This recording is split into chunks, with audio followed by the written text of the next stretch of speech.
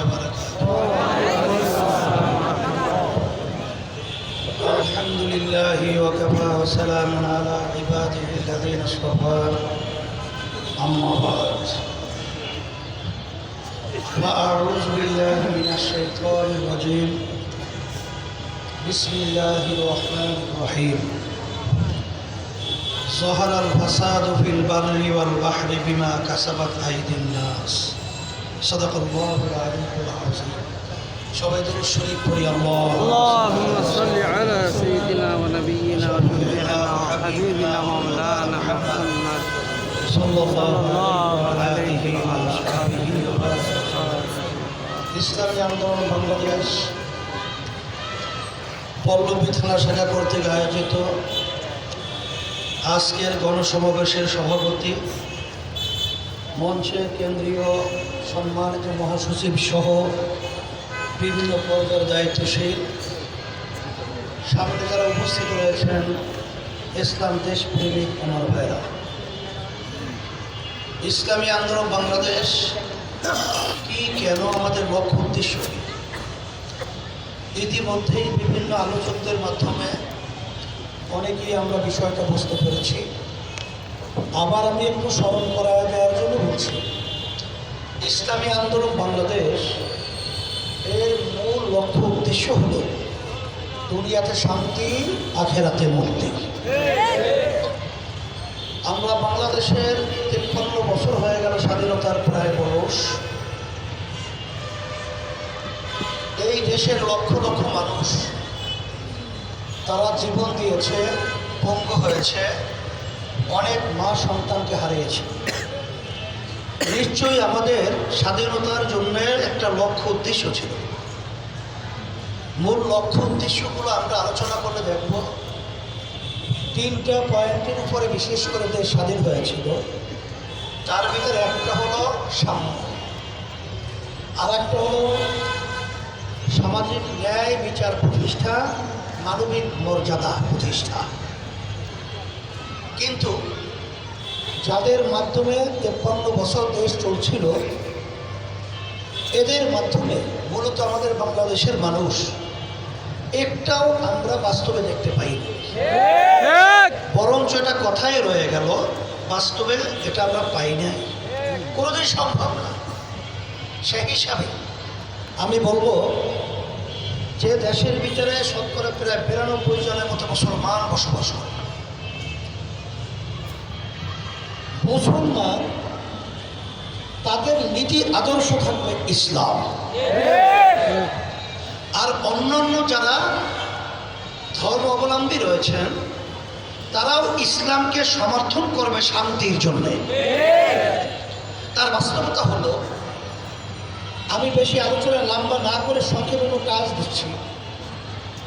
যখন বাংলাদেশের ভিতরে রায়ট সহ স্বাধীনতার সময় হিন্দুরা কিন্তু বেশিরভাগ আমাদের চরমোনাইতে তাদের স্ত্রী বাচ্চাদেরকে নিয়ে তারা ওখানে অনেক দিন পর্যন্ত বসবাস করেছিল। আমরা তাদেরকে বিভিন্ন কায়দায় লালন পালন, খাওয়া দাওয়া সহ সমস্ত ব্যবস্থাপনা আমরা করেছি। শুধু তাই নয়, ইসলামের ইতিহাস করলে দেখবেন যেখানে যখন ইসলামী নীতি আদর্শ বাস্তবায়ন ছিল, সেখানে বিজাতিরা তাদের দেশ ছেড়ে ইসলামী নিয়ম নীতি আদর্শ যেখানে বাস্তবায়ন, সেখানে এসে বসবাস করেছে। শুধু তাই না, আমাদের পাশের রাষ্ট্র ভারত, বর্তমানে নরেন্দ্র মোদী এক পর্যায়ে অশান্তি যখন ভারতে বিভিন্ন সর্বত্র ধাউ ধাউ করে আগুন জ্বলছিল, তখন তিনি শান্তির ব্যাপারে আলোচনা করতে গিয়ে বলছিলেন, শান্তি যদি পেতে চাও, আল্লাহ রাসূল সাল্লাল্লাহু আলাইহি ওয়াসাল্লামের নাম উল্লেখ করে বলেছিলেন, তার নীতি আদর্শ যদি বাস্তবায়ন করা যায় শান্তি পাওয়া। এক কথায় অক্সফোর্ড বিশ্ববিদ্যালয় যেই প্রতিষ্ঠানটা প্রতিষ্ঠিত করেছিল বিজাতিরা, সেই অক্সফোর্ড বিশ্ববিদ্যালয়ের মূল ফটকের মধ্যে এখনো পরিষ্কারভাবে লেখা রয়েছে, সর্বযুগের সর্বশ্রেষ্ঠ মানব যার আইন প্রণেতা, তার নাম হলো মুহাম্মদুর রাসূলুল্লাহ। আসলে ব্যাপারটা হলো, বাংলাদেশে এত মুসলমান, এত ওলামায়ে কেরাম, এত নামাজি, জুমার নামাজে মসজিদে মুসল্লিদের এক পর্যায়ে মসজিদে জায়গা পেলে ধরে না। সেই দেশের মধ্যে ইসলামের ব্যাপারে এত ঘৃণা কেন? এটা আমাদের বুঝতে হবে। গ্রামে একটা বাক্য রয়েছে, কেউ যদি চুন খেয়ে মুখ পুড়ে যায়, যদি দেখলেও ভয় পায়। অর্থাৎ চুনের রঙও সাদা, দধির রঙও সাদা সাদা, তাহলে স্বাভাবিক তার তো মুখ পুড়ে গেছে, সে যখন দধি দেখবে, সাদা দেখলে হঠাৎ আচমকা ভয় পায়। আসলে তাম দুনিয়ার ভিতরে বাংলাদেশ সহ ইসলামের বিরুদ্ধে একটা ইসলাম বিদ্বেষী চক্র, নাস্তিকের দলেরা ইসলামের ব্যাপারে মিথ্যা বিভিন্ন কায়দায় নীল নকশা অনুযায়ী আজকে এমনভাবে প্রচার করছে, ইসলামের কথা শুনলে অনেক মুসলমান সন্তান পর্যন্ত ভয় পায়। আসলে ইসলাম শব্দের অর্থ শান্তি, এর ভিতরে অশান্তি কোথা থেকে আসবে? আসলে বাস্তবতা হলো এই যে আমি আপনাদেরকে পরিষ্কারভাবে বলবো, আজকে ইসলাম যে একটা শান্তির প্রতীক, তার বাস্তবতা আপনারা দেখেছেন। বাংলাদেশে যখন 5ই আগস্ট আবার কি হলো, স্বাধীনতা লাভ করলো। অনেকে বলবো, হুজুর আমরা তো 71 স্বাধীনতা পেয়েছি, আবার নতুন স্বাধীনতা। আমরা স্বাধীনতা পেয়েছিলাম বটে, কিন্তু স্বাধীনতা ভোগ করতে পারি না। এখন আল্লাহর রহমতে আমরা স্বাধীনতা ভোগ করার প্রতিটা মানুষ তার বাক স্বাধীনতা পেয়েছে। এই জন্য আমরা বলছি আমরা স্বাধীনতা পেয়েছি। এই 5ই আগস্ট স্বাধীনতা আপনারা দেখেছেন যে ইসলামী আন্দোলন বাংলাদেশ এবং তার সহযোগী সংগঠন সহ অনেক আলেম ওলামারা তারা কিন্তু বিজাতিদের মন্দির, তাদের জান মাল নিরাপত্তার জন্য তাদের পাহারা এবং তাদের জানমাল নিরাপত্তার দায়িত্ব পালন করেছে। আবার আরেক শ্রেণী দেখছেন, ইসলামী আন্দোলন এবং অন্যান্যদের ভিতরে পার্থক্যটা আমি বলার জন্য বলছি, তারা কিন্তু লুট, চাঁদাবাজি, জায়গা দখল, বিভিন্ন ধরনের সন্ত্রাসী কার্যক্রমে লিপ্ত রয়েছে।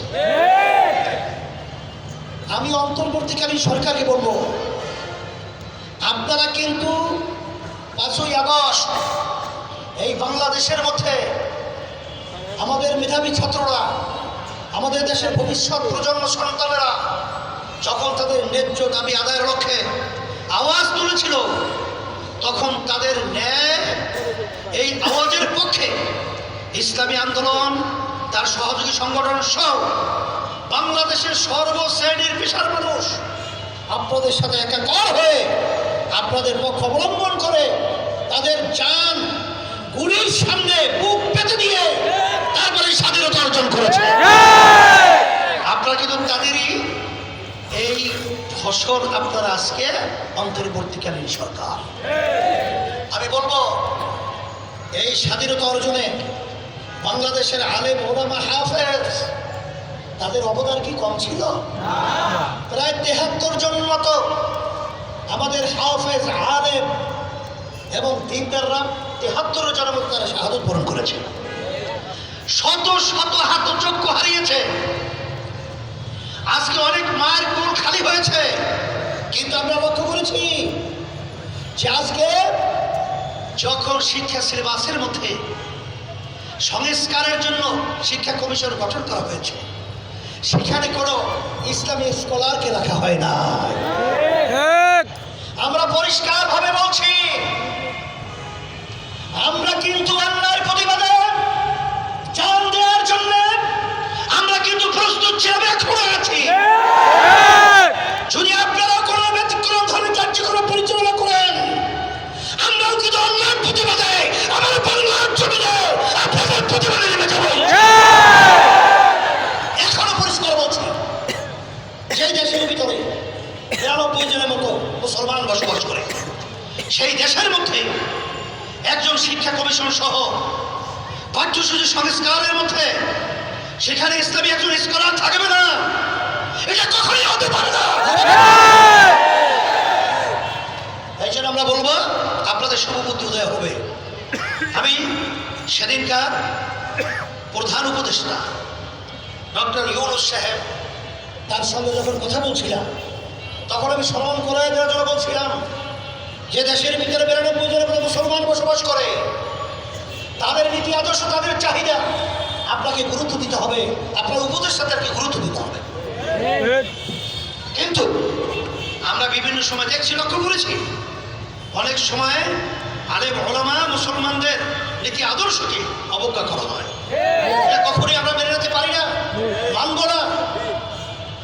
হ্যাঁ, এই কথার মাধ্যমে আমি এটা বলছি না যে আপনাদের আমরা বিরোধিতা করছি না, আপনাদের সহযোগিতায় তো আমরা সবসময় আছি, থাকব। কিন্তু আপনারা অনিয়ম করবেন আর সেটা আমরা দেখব, এটা হতে পারে না। এর জন্য আমরা বলবো যে শিক্ষা সেবা সহ, শিক্ষা কমিশন সহ সর্বত্র ইসলামী স্কলার থাকা দরকার আছে না নাই?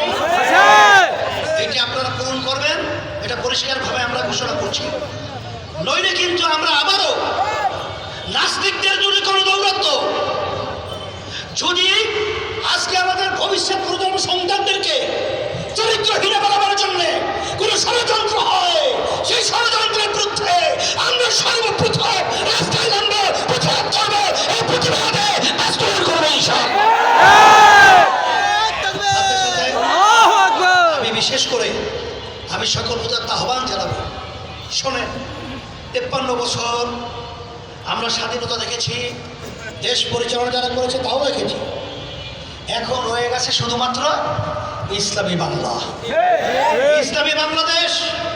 আসেন, আপনাদেরকে আহ্বান করছি, আমরা ইসলামী আন্দোলন বাংলাদেশকে আল্লাহর মধ্যে একটা ছোট্ট দল নয়, 300 আসনে প্রার্থী দেওয়ার মতো তৌফিক যোগ্যতা আল্লাহ আমাদেরকে দান করেছে। ইসলামী আন্দোলন বাংলাদেশ কিন্তু দেশের জন্য, মানবতার জন্য। আপনারা ইতিহাস পড়লে দেখবেন, যখন ভারত সরকার টিপাই মুখবাদের মাধ্যমে আমাদের দেশকে মরুভূমি বানাবার যখন প্রক্রিয়া করেছিল, তখন কিন্তু আমরা লক্ষের মতো লোক নিয়ে ঢাকা থেকে লং মার্চ করে সেই সিলেট জকিগঞ্জ পর্যন্ত আমরা পৌঁছেছিলাম। এবং ভারত সরকার বাধ্য বলেছিল যে আমরা বাংলাদেশকে ক্ষতি করে এই বাঁধ নির্মাণ আমরা করব না। যখন এই যে ফ্যাসিস্ট, এই যে খুনি সরকার হাসিনা, তুমি জুলুমবাজ, মিথ্যাবাজ যখন পালিয়ে গেছিল, তখন ভারতের সাথে গোপনে আধারে যখন ভারতের সরকার স্বার্থ রক্ষার জন্য যখন নাকি চুক্তি সমঝোতা সই করেছিল, তখন এদের প্রতিবাদে আমরা ইসলামী আন্দোলন বাংলাদেশ সহ দেশ প্রেমিকদের রাস্তায় নেমেছিলাম। আপনারা দেখেছেন ইসলামের বিরুদ্ধে যখন ষড়যন্ত্র করা হয়েছিল, এই পাঠ্যসূচি সহ তার বিরুদ্ধে কিন্তু আমরা আল্লাহর রহমতে সারা দেশব্যাপী এই অন্যায়ের বিরুদ্ধে ন্যায়ের পক্ষে আন্দোলন করেছিলাম। সেই হিসাবে আমি বলবো, আসেন, আমাদের এখন বসে থাকার সময় নেই। ইসলাম কী জিনিস এটা আমাদেরকে বোঝাতে হবে, ইসলামী আন্দোলন বাংলাদেশ কী জিনিস এটা বোঝাতে হবে। আমরা প্রতিটি আমার ভাইয়ের কাছে, মা বোনদের কাছে আমাদের দাওয়াত পৌঁছাবো। এবং সাথে সাথে এই যে পাহাড়ে যে সন্ত্রাস হইতেছে, সেখানে এটা কিন্তু একটা ষড়যন্ত্র, আপনারা লক্ষ্য করেছেন। এই ষড়যন্ত্রের বিরুদ্ধে আল্লাহর রহমতে আমরা যদি সবাই একাকার হয়ে এই প্রতিবাদে নামি, ওই ষড়যন্ত্রকারীরা আসলে আল্লাহর রহমতে কখনোই তারা তাদের লক্ষ্যে পৌঁছতে পারবে না ইনশাআল্লাহ। আমাদের সতর্ক থাকতে হবে, খুব সতর্ক অবস্থায় আপনার পদক্ষেপ গ্রহণ করতে হবে। আমাদের মহাসচিব বলেছেন যে জাতীয় সরকার গঠন করার ব্যাপারে পিআর পদ্ধতি ছাড়া আসলে সবাই সম্পৃক্ত না থাকলে সেটা সুন্দর হয় না। কারণ 1 লক্ষ ভোটারের মধ্যে যদি 10 জন যদি প্রার্থী থাকে, সেখানে যদি কেউ 9,000 করে ভোট পেল আর একজনের যদি 12,000 বা 11,000 পায়, তাহলে সেই কিন্তু এমপি হলো। আর ওদিকে প্রায় 80-85 হাজার ভোট, এর বাহিরে কিন্তু মতামত হয়ে গেল। আর সিস্টেম, দল প্রার্থীকে ভোট দেবে, মার্কাকে ভোট দেবে, দল ভালো ভালো লোকদেরকে, অর্থাৎ সংখ্যানুপাতিক হারে প্রতিনিধিত্ব, সেইভাবে আমরা পরামর্শ ভিত্তিক প্রতিনিধি দেব। তখন কালো টাকা দৌড়ত্ব থাকবে না, পেশি শক্তি গুন্ডামি মাস্তানি থাকবে না। তখন দেশ সুন্দর চলার পরিবেশ, সবার সাথে অংশীদারিত্ব থাকবে। সেই হিসেবে সুন্দর একটা দেশ চলবে। এই জন্য পিআর সিস্টেম বাস্তবায়নের ব্যাপারে আমরা আহ্বান করছি। আর সাথে সাথে বৈষম্য, এই বিরোধী এই ছাত্র সমাজ এবং জনতা যারা এই আন্দোলনে আপনারা শরিক হয়েছিলেন, আহত হয়েছেন, আমরা তাদের জন্য দোয়া করি আল্লাহ তাদের সুস্থ করুন। যারা মারা গিয়েছেন, হতাহত হয়েছেন, শহীদ হয়েছেন, আল্লাহ তাদের উত্তম যাতা দান করুন। আল্লাহুম্মা আমিন। রব্বানা আতিনা ফিদ দুনিয়া হাসানাহ ওয়া ফিল আখিরাতি হাসানাহ ওয়া কিনা আযাবান নার বিরহমাতিকা ইয়া রাব্বাল